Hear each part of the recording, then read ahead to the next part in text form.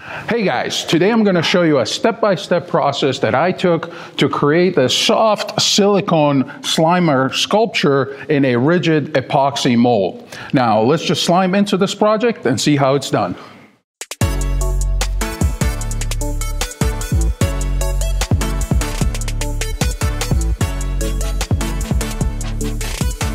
If you guys would like to see the making of the mold for this project, which is a rigid epoxy mold, you can click on the link above or in the description below, and that will take you to that video.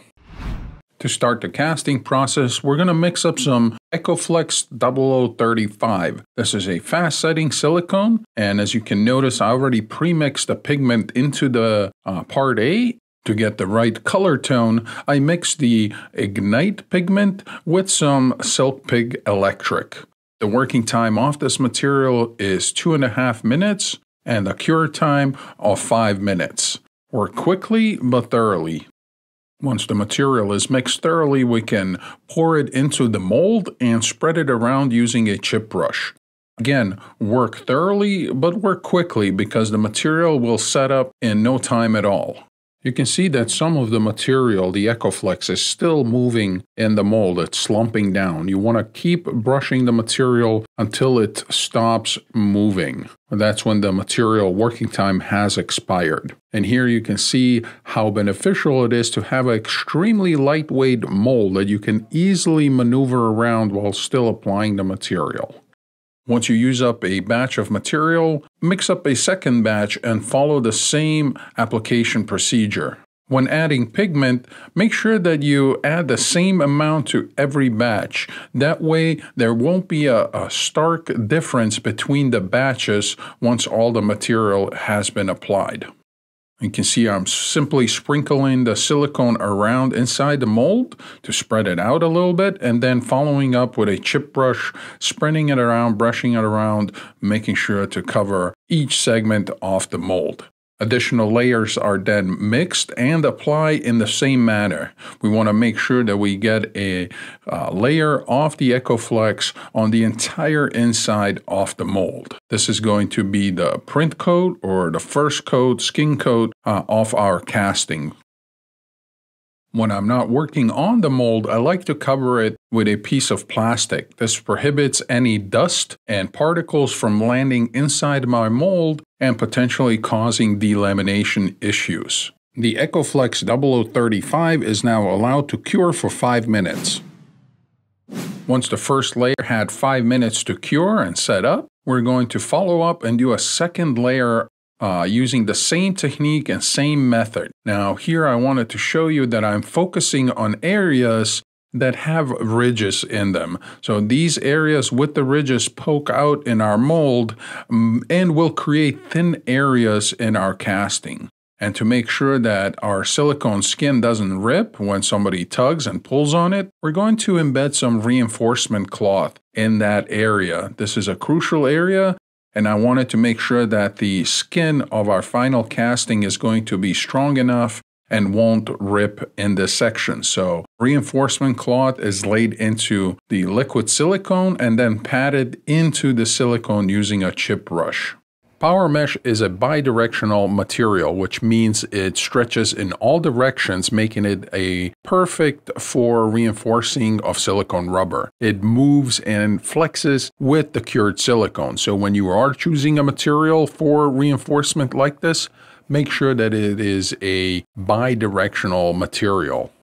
Additional silicone is then mixed up and applied over the reinforcement cloth, bonding it, embedding it in the skin of our buildup here. So it's going to become a permanent part of the buildup that we're creating. The ECOFLEX 0035 is now allowed to cure for 5 minutes.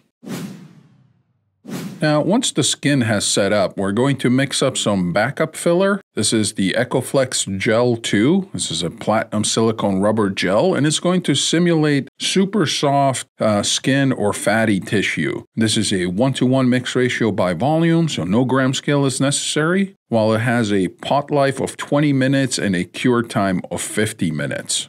Again, we're pigmenting the material And I'm going to strategically pour it into areas of our buildup that needs to be super soft. So areas that need to be super soft, like the belly rolls, the chin, the lips, that are going to be extra soft. We're going to pour some of the ECOFLEX gel in that area and then allow it a partial setup so the material doesn't move. So once we apply this material, we're going to allow it about 40 minutes before applying a encapsulation layer with the ECOFLEX 0035. All right, so once we mixed another batch of the ECOFLEX 0035, we're going to apply it over the entire surface just like we did in the beginning, encapsulating that extra soft ECOFLEX gel too that we put into the sections of the belly and the lips. Now, everything is allowed 5 minutes to cure before proceeding on to the next step. Again, I like to cover up the entire mold so that no dust particles actually make it inside there. Now, before moving on to the next step, I do need to create some keys. Now, the MoldStar 20T has a easy and convenient mix ratio of 1:1 by volume. No gram scale is necessary. While the working time or pot life is 6 minutes, the material cures in 30 minutes. Just like the ECOFLEX, this material is translucent. The T stands for translucent and is easy to pigment. Furthermore, it's important that this material is a little bit stiffer. The higher thermometer allows us to firmly embed the keys into the support shell without the worry of them popping out because the silicone is too soft. Once I mix the material, I can pour it into my molds, and in this case, the mold is a U-channel, aluminum U-channel that I marked with platinum silicone only. That key is going to get chopped up into several smaller strip keys, while the little ketchup cups in the back, I only pour partially and therefore control the thickness of the key that we're making. If we make it too thick, first of all, we're wasting material, we're adding weight to the build, and we're not making it any better for ourselves. So it is very strategic that we're pouring these keys in these cups to this thickness. As always, plan ahead, understand what you're doing so that you don't get surprises as you're working on your project. The MoldStar 20T is allowed 30 minutes to cure before demolding. We can demold the keys in half an hour's time and then cut them into shape and size that we need. So this long stripe here, that's going to become the keys around the perimeter, around the opening of the casting in the back. While the round ones are going to be the body, the silicone body onto the armature that we're building. Also, quick note here that the keys that we're cutting are beveled. So the ones that we cut have bevels to it, and the ones that we pour, the round ones, also have a bevel to them. Now the keys are applied to the inside of our buildup using some Silpoxy, and I'm simply going to apply them in strategic areas. I spread them about 10 inches from each other so that they're not too close, not too far, but we're going to hold the skin onto the armature that we're creating. Here you can see me applying the keys around the perimeter, and then once the keys are applied, that's how they look on the inside. So you can see that they're strategically spread out evenly and then around the perimeter. Now, the sewing pins that I'm using here hold the keys temporarily in place while the Silpoxy cures. The Silpoxy is now allowed to cure for 1 hour before proceeding on to the next step.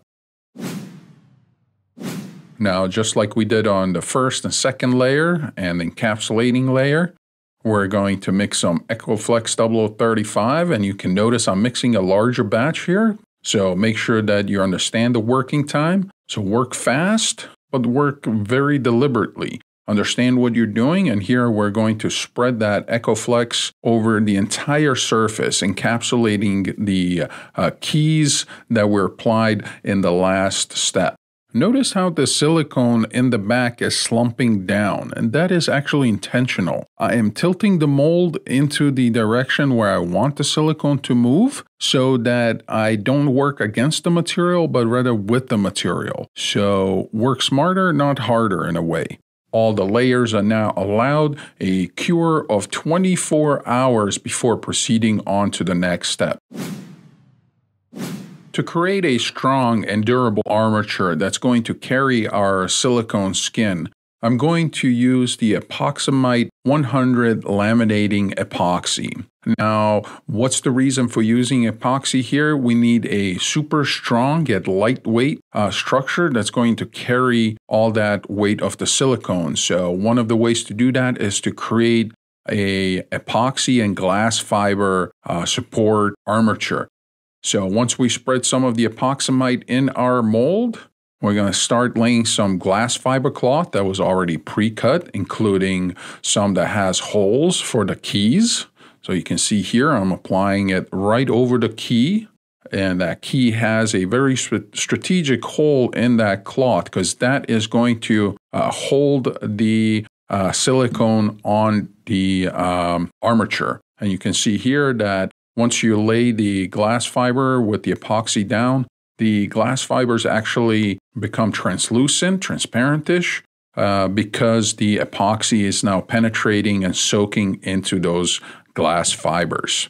Now, to create a strong and durable armature that's going to hold this in place, I applied a total of 3 layers of epoxy and glass fibers. Once we apply all 3 layers, we're going to allow this material now to set up for 8 hours before moving on to the next step. To start the demolding process, I first want to take off some of the high points on the glass epoxy build that we have on the inside of the armature. This is going to make it easier for us to remove the inside armature from the silicone itself. Also, it'll prevent us from cutting our hands open while we're working on this mold. Note the anchors that you see here in the picture around the mouth opening. Those are embedded in the epoxy for 2 reasons. This is where we're going to suspend the casting from, so this is going to carry the entire weight of the casting and the armature, as well as help us demold the armature out of the mold. To start, I'm first going to remove the plugs that are in the mouth. So this is a 3-section plug here. In order to remove it, we have to make it out of 3 sections. And in order to remove the armature out of the mold itself, we do also need to remove this plug. And then we're going to remove one of the sides, one of the backing sides. Go slowly. And unfortunately here I did have a little bit of a cut, a rip in the silicone, but we can repair that, no problem. This repair will take place during the seaming process of the arms and the rest of the body. And then we're going to remove the other side, even more careful now, so we don't put another rip into our silicone skin. Slowly go around the perimeter. We're peeling back some of the silicone, and we're slowly peeling the mold away. So here we have it. And now to the fun part. So in order to remove the rest, we did utilize a crane here. So we strapped the armature to a crane. This is on hooks that I embedded in the armature itself, in the epoxy. So this is not going to break easily. Simply going to raise the crane and hold on to that mold until it actually pops. And there you have it. The reason why I made this out of 1 section in the front, so I don't have a seam line on the front, on the face itself that we have to fix.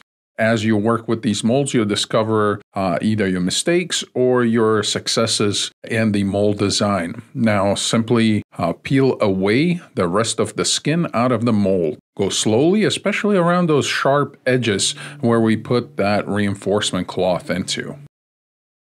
Now, to create the arms for our build here, we utilize the same procedures as we did for the main body. with some small differences here and there. Because this is a small and hollow mold, we had to get creative as far as brushing on the silicone into the mold, closing it, and then doing another backup layer of rotational casting of the silicone. And we also did a similar application with the epoxy, where we actually rotocasted the epoxy inside the cavity and then only applied the glass fibers around the edge where the arm is cut off. That's going to be reinforced so that we can firmly attach it to the rest of the body. This goes right along the lines of thinking ahead so that we create a strong and durable bond between the joints when they meet each other. Go slowly and carefully when demolding this casting because you do have a rigid shell on the inside that might be rubbing against some sharp edges of your mold, and you don't want to create an unnecessary cut in the rubber. So go slowly. And also you can notice that all around the perimeter there's plenty of flashing of the silicone. That all needs to be trimmed down and then seamed so that it's seamless. And we're going to get to that aspect of the project a little bit further down the line. And to apply the arms to the main body, we first need to hang it and make it workable. Of course, you got to have a little bit of fun when you're doing these things. The next step here would be now to cut open the places where the arms are getting attached. And first we're going to cut some of the silicone out. Again, we got to put the arm insert here. And now do the other side as well because we're doing both sides at the same time. And we don't want to trim too much silicone away. Keep in mind that all of this needs to be seamed. So keep some of that silicone around the perimeter. And don't create sharp edges, sharp cuts at an angle. Rather, circular, consistent cut all around. Now, I like to clean the entire casting of any of the debris because we are getting ready for the seaming and painting process. So any schmutz, any dirt that has settled on the casting, I like to clean away. In this case, I do a cleaning with the isopropyl alcohol. Now, once that dries, we can start by fusing the arms, the armature of the arms to each other. And to help myself here, I'm using some screws. The epoxy is easy to drill and attach to itself using some screws. And then once that is temporarily in place, we can adhere it using some Super Instant. The Super Instant is a two-component epoxy adhesive that is fast setting, therefore the Super Instant name. It has an easy-to-use 1:1 by volume mix ratio with a working time or pot life of 2.5 minutes and a handling time of 10 minutes, while a cure takes 16 hours. Once the Super Instant is mixed, we can apply it to the repair area, and as always, keep the working time of the material in mind as this product is very fast setting, so we don't want to get stuck with the material in a mixing cup. And I'm going to repeat that same application on the inside as well on the outside. Now, once we apply the adhesive, I'm going to inlay some glass fiber cloth into the epoxy adhesive. This is going to further strengthen the overall structure of the repair to create a strong and durable joint that is not going to easily break in case somebody bumps it. The Super Instant is now allowed to cure for 10 minutes before being handled. The same procedure, we're going to use some screws to put the two components of the armature together, and then using some Super Instant, we're going to fuse those two pieces of armature together. The Super Instant is allowed 10 minutes to cure so we can actually handle it, but if you want to put the material under stress, you should allow it 16 hours cure. Now for the seaming process of the silicone, we're going to be using the Silpoxy silicone adhesive, just like we did earlier for the keys. Here you can actually pigment the Silpoxy to give it a base color. Now, personally, the way that I like to work with the adhesive is that I would apply the Silpoxy to an area, and then I would come back and pinch those areas using some sewing pins. It helps us to keep the two areas that we're trying to bond together temporarily, and once that adhesive is cured and dried, so an hour later, we can come back to that area and then remove those pins. Because they're so small, they won't damage the silicone, and we can easily remove them. Now here I'm actually using some screws to hold the silicone in place while I apply some of the Silpoxy. The screw itself, yes, it will go through the silicone and will leave a hole, but that's easily patchable and fixable with a little bit of Silpoxy. But it allows me to keep the material in a very specific place while I apply the silicone adhesive. So don't be afraid to test different methods and theories for your application based off your needs. And here I'm going to just fast forward to the application and the seaming process. I can tell you that it is very time consuming, and it does take a little bit of practice to make sure that everything lines up and actually looks seamless. And again, I'm going to allow the Silpoxy to cure for 1 hour before removing those pins and moving on to the next section. And here you can see the pins have been removed, and I come back with a little bit more of silicone. And here I am actually using the Silpoxy for the repair. So any seaming repairs here, I'm using the Silpoxy that I already pre-pigmented into the green color, so it matches the surrounding silicone that we're fixing. Here in the armpit area, there's actually quite a large section that needs to be filled in, and it needs to be filled in with a thickened product that will stay in place. So for that, we're using the same material that we use for the skin, the ECOFLEX 0035. With some Thyvex thickener. This allows us to thicken the material where it will hold a vertical surface. The Silpoxy and the ECOFLEX are now allowed to cure before moving on to the next step. While waiting for the adhesive to set up, I took a moment to cast a set of teeth out of the Featherlight lightweight casting resin and test fitted them into the mouth cavity to make sure I understand how they're going to attach to the rest of the build.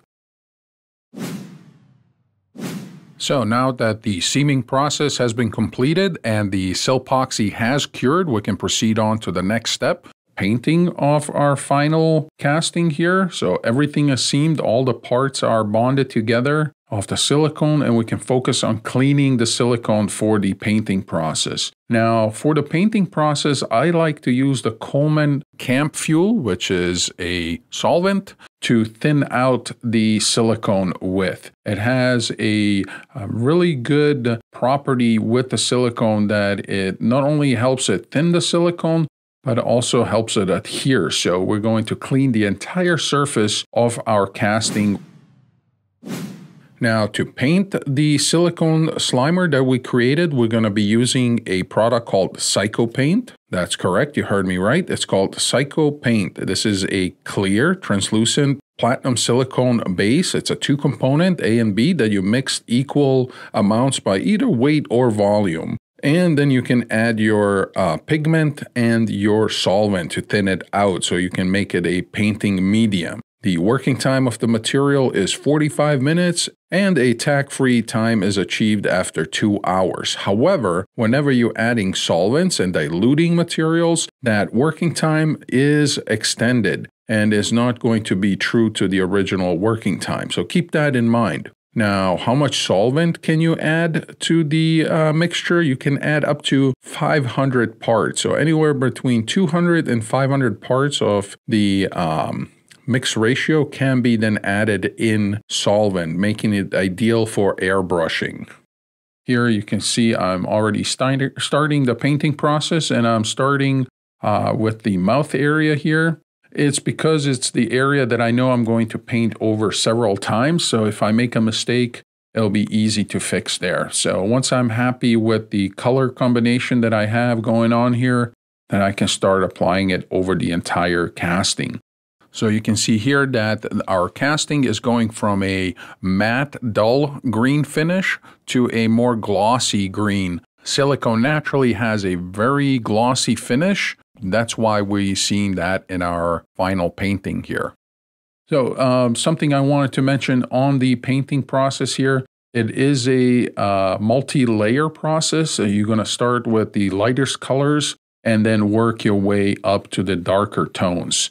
This is extremely long and time-consuming process. I can't say that I like it, but it's a process that is part of the finishing of our casting. So multiple different batches of the CycoPaint were mixed with the green pigments and then applied to our casting. Here you can see that some of those skin folds are getting darker and darker. That's because we're applying darker and darker material to it.